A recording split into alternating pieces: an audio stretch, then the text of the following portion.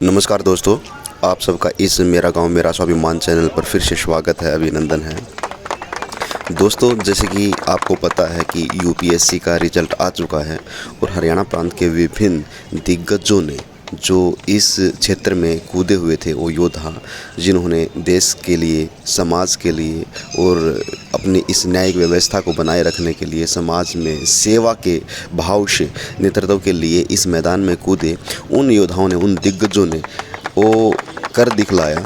बहुत से ऐसे एप्रिशिएंट रहे हैं जिन्होंने बहुत अच्छी रैंक प्राप्त की है, जिनमें से ये 3 योद्धा हमारे सामने हैं और ये अलग अलग क्षेत्र से हैं। जैसे हरियाणा प्रांत के चरखी दादरी ज़िले से और जींद ज़िले से और रोहतक ज़िले से।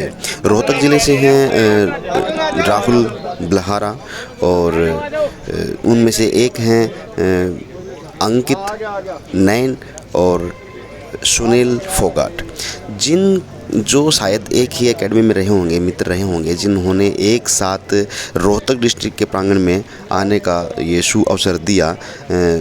तो इनके सम्मान में गांव जो बहु अकबरपुर है, क्योंकि राहुल बल्हारा बहु अकबरपुर से हैं और उनके सम्मान में पूरी पंचायत, पूरे गांव के ये जन सैलाब उनके स्वागत के लिए यहाँ पे इंतज़ार में था। और जैसे ही ये तीनों साथी आए और जिन्होंने यूपीएससी को एक अच्छी रैंक दी है और अपने परिवार की, अपने समाज का, अपने प्रांत का नाम रोशन किया है, तो उनके भव्य स्वागत के लिए जन सैलाब उमड़ा हुआ है। इन दिग्गजों का स्पेशल इंटरव्यू घर जाने के बाद लेंगे, लेकिन यहाँ पर समय की पाबंदी है।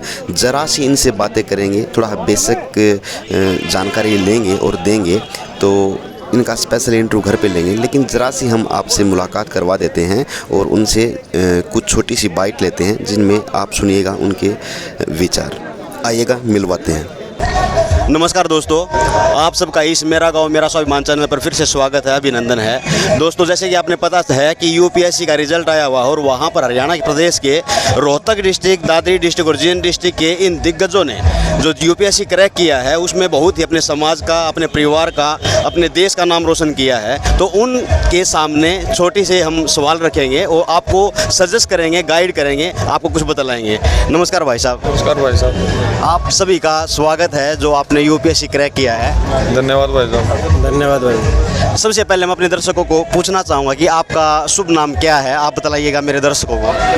मेरा शुभ नाम सुनील फोगाट है। आपका नाम? मेरा नाम राहुल बल्हारा है। राहुल बल्हारा। अंकित। आपका नाम? अंकित। तो आप तीनों की कितनी रैंक आई है, एक बार दर्शकों को बताइएगा। मेरी 77 रैंक है, 77। ओके, आपकी? मेरी 494 और आप? 99। बहुत अच्छा स्कोर क्रैक किया है ये।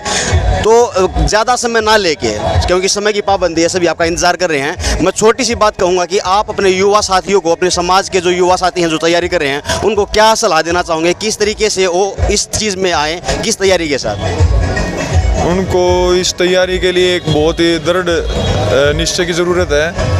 उनको कई फेलियर देखने पड़ेंगे, पर उससे निराश ना होकर लगातार अपने तैयारी में लगे रहें और अपने जो सोर्सेज हैं वो ठीक से देखें, कहाँ से क्या क्या पढ़ना है। मैं तो यही सलाह देना चाहूँगा। आप थोड़ा गाइड कीजिएगा कि जो स्टूडेंट रहता है, जो एप्रिशिएंट रहेगा, उनको कौन कौन से सब्जेक्ट जैसे जो रहते हैं, उसके ऑप्शनल सब्जेक्ट रहते हैं, किसको चूज़ किया जाए और किस बेसिस पे चूज़ करना चाहिए? ऑप्शनल सब्जेक्ट तो वही सबसे बढ़िया रहेगा जो आपको पसंद हो पढ़ना। जो ज़्यादा पढ़ पाओगे उसमें ज़्यादा नंबर ले पाओगे। तो कोई भी ऐसे ऑप्शनल मत लो जो आपको समझ ना आ रहा हो। नंबर आ रहे हैं इसलिए मत लो, जो भी आपको समझ आ रहा है, अच्छा लग रहा है, पढ़ने में इंटरेस्ट आ रहा है, वो सब्जेक्ट लोगे तो आपके मार्क्स भी अच्छे आएंगे।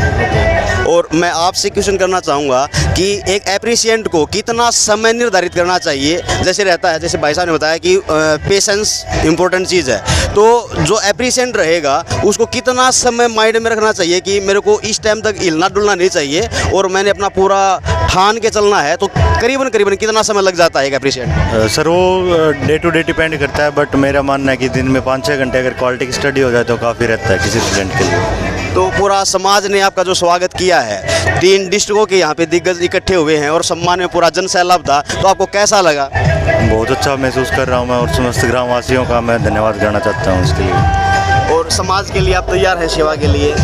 बिल्कुल, इसीलिए तो तैयारी करी है। वाकई तहे दिल से है। तहे दिल से धन्यवाद व्यक्त करते हैं जो सब आए, हमारा सम्मान किया, और आपका भी, आप आए, मुझे कुछ बातें शेयर की। चलो फिर से समाज ने किया है, फिर से मैं आप तीनों का धन्यवाद करूंगा कि आप समाज के लिए उतरे हैं इस विचारों के साथ। बहुत बहुत धन्यवाद। तो गांव के जो सरपंच हैं उनके दो विचार लेते हैं। सर, आपको कैसा महसूस हो रहा है और समाज को क्या, युवाओं को क्या दिशा देना चाहेंगे? बहुत अच्छा महसूस है, पूरा गांव में बहुत खुशी है। एक साल पहले भी हमारे गांव गए ने एक IAS की परीक्षा पास की थी, और अब की बार ये राहुल है, हमारा भतीजा है, इसने भी IAS की परीक्षा पास की है, इसका सिलेक्शन हुआ। पूरा गांव बहुत ही खुशी है, पूरे गांव में बहुत बढ़िया माहौल है, और इनसे प्रेरणा से गांव के आने वाले बच्चे भी बड़ी मेहनत से करेंगे, वो भी गांव का नाम रोशन करेंगे, हमें यही उम्मीद है। बहुत बहुत धन्यवाद। सर, आप अपनी इस सफलता का श्रेय किसको देना चाहेंगे? मैं 1 बाय 1 ये लास्ट क्वेश्चन पूछना चाहूँगा।